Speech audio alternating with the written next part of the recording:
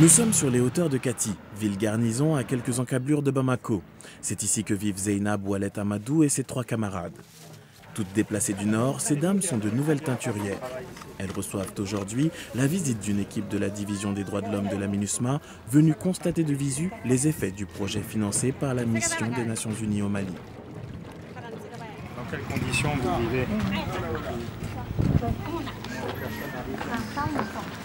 Comme 102 autres femmes qui ont fui l'insécurité résiduelle qui sévit encore au nord du Mali, les 4 dames de Kati ont été formées grâce à un projet de développement dit à impact rapide. Financé par la MINUSMA, à travers la division des droits de l'homme, le principe de ce projet est simple, former et équiper 100 femmes à des activités génératrices de revenus. Pour certaines, la teinture textile et pour d'autres, la transformation de produits locaux en jus et autres produits agroalimentaires. À l'origine du projet, l'ONG Association Femmes Battues, une ONG qui depuis plusieurs années vient en aide aux femmes en détresse. Le projet intitulé « Projet de formation et d'insertion pour 100 femmes déplacées des régions du Nord à Bamako » est né d'un constat. Lorsqu'après les événements de 2012, l'ONG a commencé à recenser, sinon à recevoir des déplacés du Nord qui venaient souvent pour solliciter des appuis en assistance humanitaire. Très vite, l'ONG se retrouve submergée par les demandes d'assistance humanitaire de centaines de femmes affectées par le conflit de 2012 au Mali.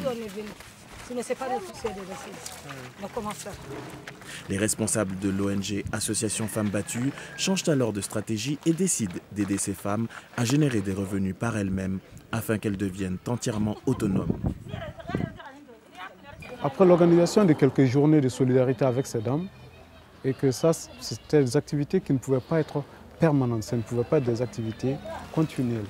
Alors, quelle était la solution pour nous? Il fallait trouver un mécanisme pour au moins rendre ces femmes autonomes.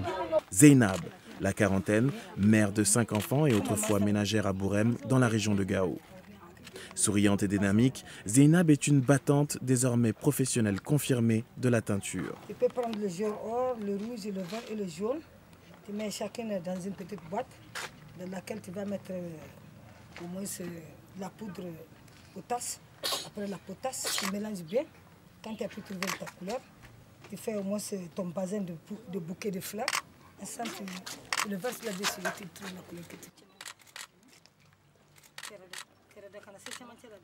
Dans son ancienne vie de ménagère, la quadragénaire faisait un peu de commerce. Aujourd'hui, à la voir travailler, on croirait qu'elle a fait ça toute sa vie.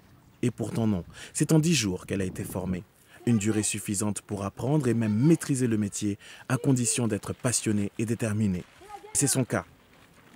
Et la qualité de ses produits lui assure déjà un certain succès. Vraiment, aujourd'hui je suis très heureuse grâce à ce projet. Parce que je ne me plains plus de beaucoup de trucs, de demander des petits 1000 francs ou 2000 francs à quelqu'un d'autre. Non, vraiment ça va. Aujourd'hui, je ne me plains pas. Organisées, ces 4 entrepreneuses ont un modèle économique clair qui inclut épargne, investissement et expansion. L'implication de la division des droits de l'homme de la MINUSMA, loin d'être un non-sens, est la suite logique de son action. Les droits de l'homme, ce n'est pas uniquement de faire ce qu'on appelle du monitoring et d'écrire un rapport. C'est aussi une réponse. Parce que à quoi ça sert d'aller voir, d'observer, de rapporter, si on n'est pas capable d'apporter une réponse? Désormais, il y a un grand changement au sein de l'équipe des droits de l'homme de la MINUSMA, comme de la mission dans son ensemble, c'est vraiment d'apporter une réponse pour les populations maliennes. Et voilà, ce projet, très succinctement, s'inscrit dans ce cadre-là, de grands changements d'attitude et d'approche vis-à-vis des femmes qui, au quotidien, rencontrent des difficultés suite aux violations dont elles ont été victimes. Zeynab est un bel exemple de reconstruction.